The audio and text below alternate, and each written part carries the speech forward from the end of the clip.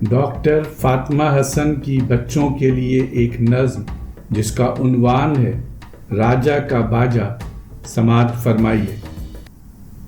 شیر تھا ایک جنگل کا راجا، روز بجاتا تھا وہ باجا، بے سر اور بے تال بجائے، جب بھی دیکھو شور مچائے۔ سونا مشکل جانوروں کا، ڈر سے حال برا بچوں کا۔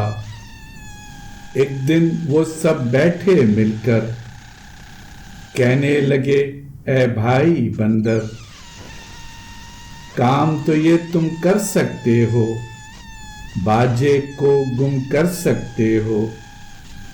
بندر بولا جاتا ہوں میں، شیر سے باجا لاتا ہوں میں۔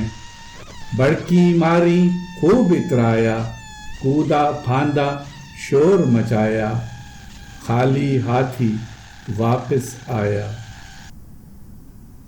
جانوروں سے یہ فرمایا، تم سب نے تو دیکھ ہی لی ہے، کوشش میں نے جتنی کی ہے۔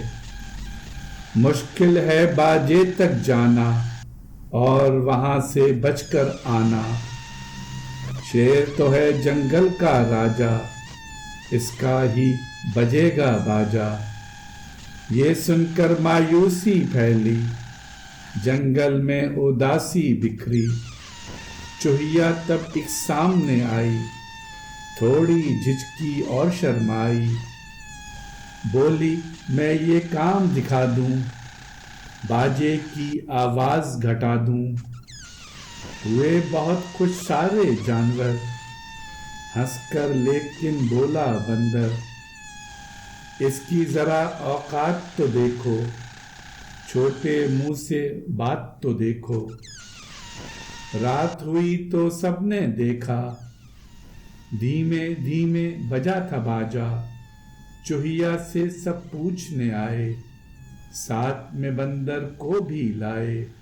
چوہیا نے بتلایا ہنس کر، بیٹھی میں باجے میں گھس کر۔